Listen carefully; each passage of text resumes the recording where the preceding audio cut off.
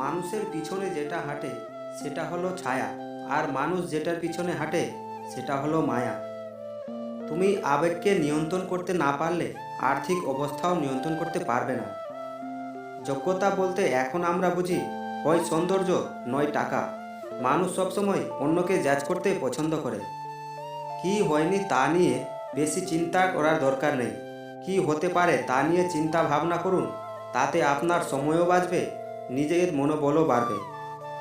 কিছু মানুষ 25-এই মারা যায় এবং দাফন করতে করতে 75 বছর লেগে যায়।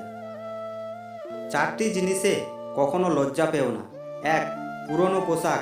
2. সাধারণ জীবনযাপন। 3. দরিদ্র বন্ধু। 4. বৃদ্ধ মা বাবা।